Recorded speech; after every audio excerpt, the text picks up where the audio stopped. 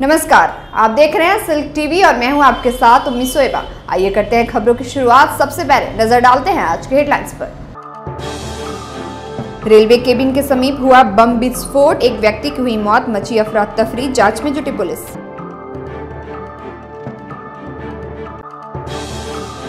जबरन शादी और दुष्कर्म मामले में पॉक्सो कोर्ट ने 2 आरोपियों को सुनाई 10-10 वर्ष की सजा, 5 साल बाद आया फैसला। भागलपुर में बेखौफ अपराधियों ने स्वास्थ्यकर्मी को मारी गोली, हालत गंभीर।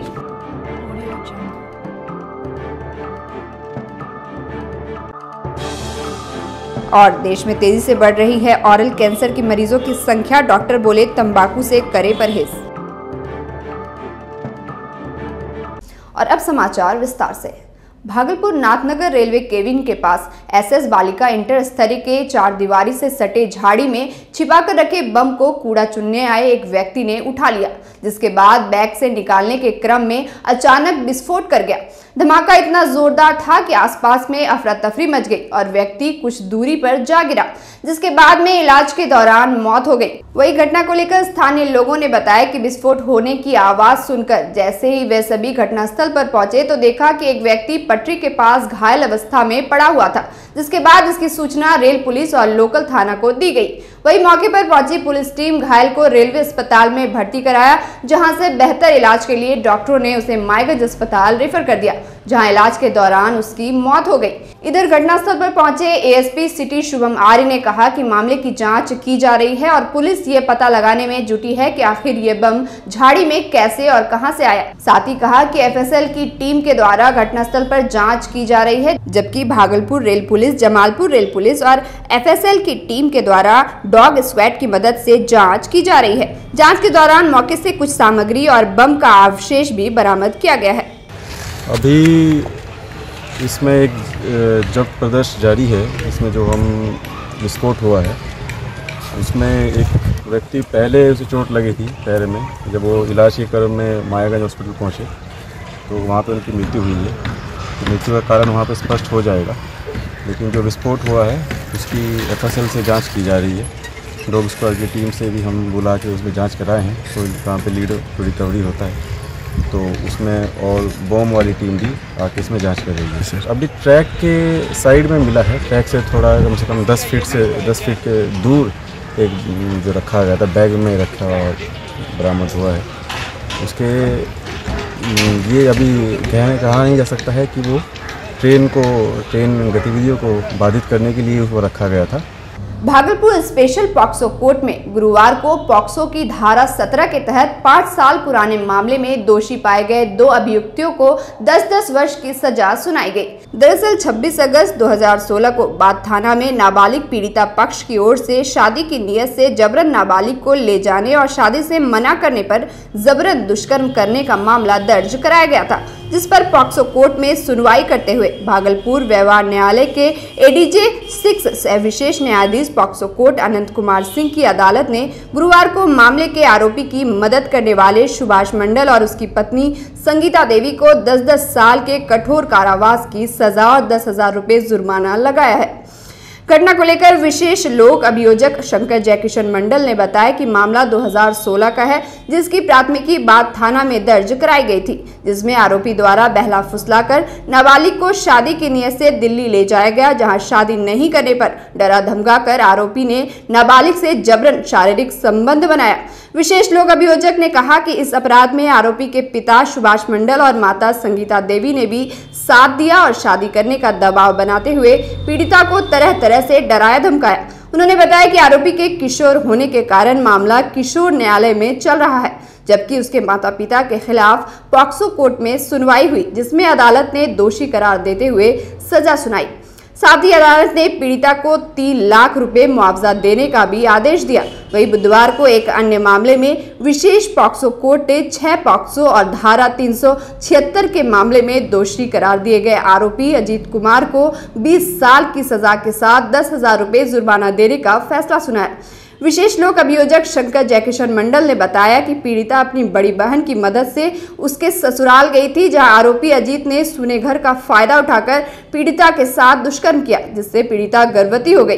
आज एक बात में 2016 में एक कांड रजिस्टर्ड हुआ था और उसमें क्या हुआ था कि नाबालिग को अपहरण करके मेन अभियुक्त एवं उसके अपहरण करने में यहाँ से दिल्ली ले जाने में उनके माता पिता का भी पूर्ण सहयोग रहा। इसमें पिता के द्वारा धमकी दिया गया और उसको बार बार मतलब ये धमकाया गया कि अगर तुम इसके साथ शादी करो नहीं तो तुमको हम मार देंगे।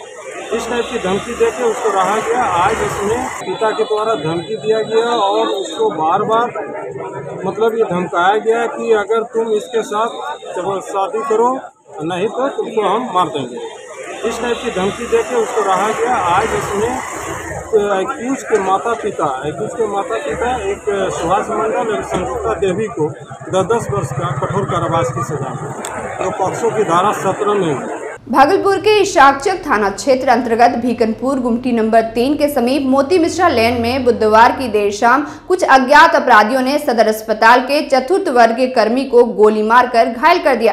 घायल व्यक्ति की पहचान सजौर थाना अंतर्गत रामपुर डी गांव निवासी वरुण झा के रूप में हुई है। वरुण झा सदर अस्पताल के कुष्ठ निवारण विभाग में कार्यरत है और फिलहाल परिजनों के साथ स्टाफ क्वार्टर में रहते हैं। वही घटना को लेकर बताया जा रहा है कि शाम 6 बजे के करीब वरुण झा अपने पारिवारिक मित्र मोती मिश्रा लेन निवासी शंभू शरण मिश्रा के साथ किसी काम के सिलसिले से जा रहे थे कि अचानक कुछ अज्ञात बाइक सवार बदमाशों ने दोनों पर हमला कर दिया, जिसमें वरुण झा गंभीर रूप से घायल हो गए। गोली सीधे वरुण झा के गर्दन में जाकर लगी और गोली सीधे गले में जाकर फंस गई। वहीं उनके मित्र शंभू शरण मिश्रा हमले में बाल बाल बच गए। इधर गोली की आवाज सुनते ही आसपास के लोगों ने फौरन परिजनों को सूचित किया, जिसके बाद उनके पुत्र रंजन झा मौके पर पहुंचे और घायल अवस्था में उन्हें सदर अस्पताल में दाखिल कराया, जहां सिटी स्कैन कराने के बाद नाजुक स्थिति को देखते हुए चिकित्सकों ने बेहतर इलाज के लिए मायगंज अस्पताल भेज दिया। इधर घटना की जानकारी मिलते ही इशाकचक पुलिस मौके पर पहुंची और घायल वरुण झा के बयान पर अज्ञात अपराधियों के खिलाफ केस दर्ज कर लिया। वही इस घटना के बाद परिजनों ने हमला को लेकर जमीन विवाद की आशंका जताई है। पिछले कुछ वर्षों में जिस रफ्तार से देश में कैंसर रोगियों की संख्या बढ़ी है, उसी गति से इलाज के तरीके भी ढूंढे जा रहे हैं। यही कारण है कि अब कैंसर लाइलाज नहीं रहा। लेकिन समस्या यह भी है कि विश्व में मुंह के कैंसर से पीड़ित लोगों में से 1/3 भारत के हैं। वही ओरल कैंसर के बढ़ते मामले को लेकर भागलपुर मुस्लिम हाई स्कूल के समीप मल्टी स्पेशलिटी डेंटल क्लिनिक के दंत एवं मुख्य रोग विशेषज्ञ से बात की गई। बातचीत के क्रम में डॉक्टर मोहम्मद इजहारुल इनाम ने बताया कि जिस तरह हम अपनी सेहत का ख्याल रखने के लिए अलर्ट रहते हैं, ठीक उसी तरह हमें मुंह और दांतों को स्वस्थ रखने की भी जरूरत है। डॉक्टर ने कहा कि दांतों को रोजाना ब्रश करना ही काफी नहीं, बल्कि इसकी नियमित जांच भी जरूरी है। वही ओआरओ डेंटल केयर के संचालक डॉक्टर इजहारुल इनाम ने बताया कि भारत में आज भी एक बड़ी आबादी ऐसी है जो अपने दांतों को साफ करने के लिए टूथब्रश और टूथपेस्ट का इस्तेमाल नहीं करती है, जिस कारण दांतों में कैविटी हो जाती है और संक्रमण का खतरा भी बना रहता है।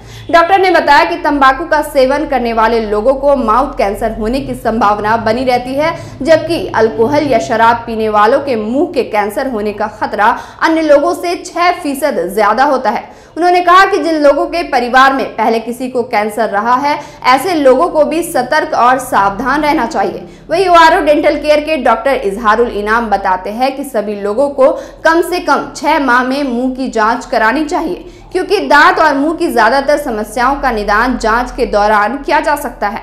साथ ही कहा कि दांत में कोई भी समस्या उत्पन्न हो तो तुरंत चिकित्सक की सलाह ले। मुंह में किसी भी हिस्से में विकसित होने वाले कैंसर को ओरल कैंसर कहता है। पुरुषों के मुंह का कैंसर होने का जोखिम महिलाओं की तुलना में दोगुना होता है। 50 वर्ष से अधिक के पुरुषों को सबसे ज्यादा जोखिम होता है। धूम्रपान और तंबाकू का उपयोग मुंह के कैंसर का मुख्य कारण है।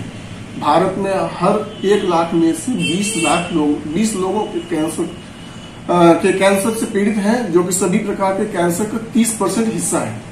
ठीक है, ये बहुत सारे रीजन होते हैं ये कैंसर के लिए। सबसे पहला रीजन सिगरेट, तंबाकू, गुटखा, शराब, होठों पर एक्सेस सनलाइट का रेडिएशन पड़ता है और कुछ वायरस HPV इन्फेक्शन वायरस की वजह से भी होता है। लक्षण इसमें कुछ है जैसे कि अगर आपके मुंह में छाला है वो ठीक नहीं हो रहा है, मुंह में सफेद पैच, लाल पैचेस हो रहे हो, मुंह में किसी भी वजह से खून बह रहा हो, या फिर आवाज में परिवर्तन आ रहा हो, ये सब कुछ लक्षण हैं। इसके बचाव के लिए हम लोग सबसे पहले बोलते हैं कि स्मोकिंग को बंद कीजिए, अल्कोहल बंद कीजिए, प्रॉपर डाइट लीजिए और रूटीन डेंटल चेकअप कीजिए। और वक्त हो चला एक छोटे से ब्रेक का, मिलते हैं ब्रेक के बाद।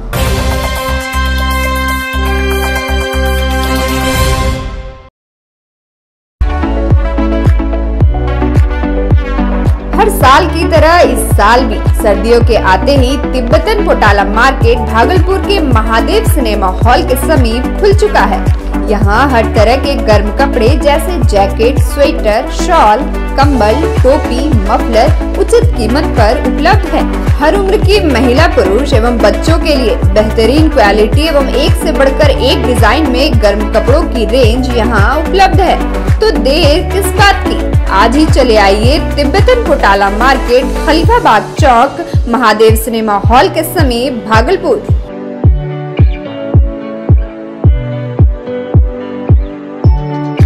बच्चा जब जन्म लेता है तो कई बार बच्चा तुरंत नहीं रोता है, रोने में देर हो जाता है। ऐसे में बच्चा क्षतिग्रस्त हो जाता है और उसके बचने की संभावना कम हो जाती है। और यदि बचा तो भविष्य में उसमें विकलांगता की समस्या आती है, जिसे सीपी कहते हैं, जिसका कोई माकूल इलाज नहीं है और ज़िंदगी भर बच्चा विकलांगता से जूझ सकता है। ऐसे में पूरे संसार में कूलिंग थेरेपी का सहारा लिया जाता है। जन्म से ठीक 6 घंटा के अंदर यदि उसको कूलिंग थेरेपी दिया जाए तो उससे उसका सीपी की समस्या कम होती है और बचने की भी संभावना बढ़ती है। पहली बार बिहार झारखंड में आपके शहर के स्नेह नवजात शिशु बाल सेवा केंद्र में यह मशीन उपलब्ध है। कभी भी ऐसी बात हो कि बच्चा रोने में विलम्ब हो गया तो आप स्नेह नवजात शिशु बाल सेवा केंद्र में जरूर संपर्क करें।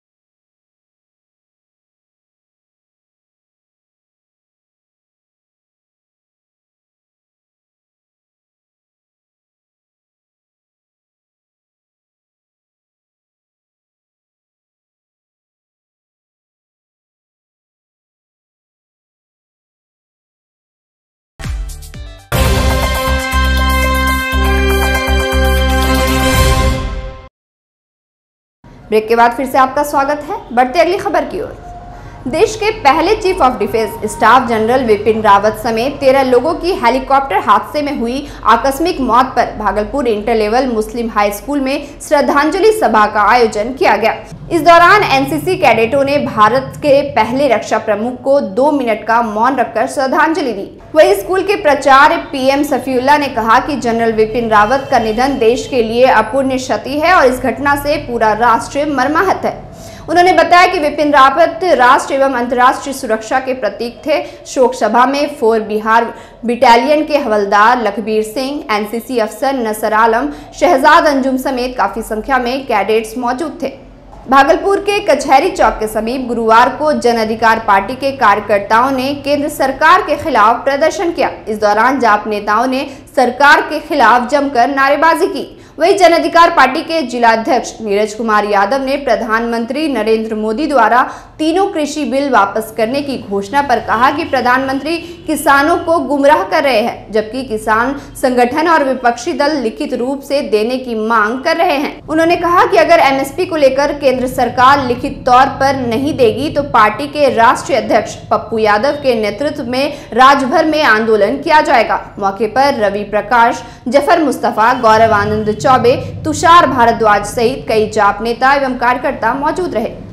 जाप सुप्रीमो राष्ट्रीय अध्यक्ष पप्पू यादव के निर्देश पर एमएसपी समर्थन में पूरे बिहार में जन अधिकार पार्टी आंदोलन कर रहा है। उसी के तहत भागलपुर में यह आंदोलन समानालय गेट पे हो रहा है और यह आंदोलन दिन भर चलेगा। उसके बाद हम लोग रोड मार्च करेंगे। उसके बाद हम लोग आगे जो पार्टी का निर्देश आएगा उस पर काम करेंगे। लोग MSP कानून पे जो प्रधानमंत्री का वक्तव्य है वह संदेहास्पद है। पप्पू यादव किसानों के समर्थन में यह पार्टी जो है पूरे इंडिया में अव्वल है, जो किसानों का समर्थन शुरू से करते आया है। और अंत में चलते चलते फिर से नजर डालते हैं आज की हेडलाइंस पर।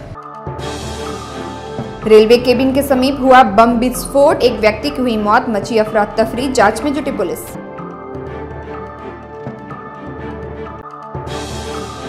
जबरन शादी और दुष्कर्म मामले में पॉक्सो कोर्ट ने 2 आरोपियों को सुनाई 10-10 वर्ष की सजा, 5 साल बाद आया फैसला। भागलपुर में बेखौफ अपराधियों ने स्वास्थ्यकर्मी को मारी गोली, हालत गंभीर।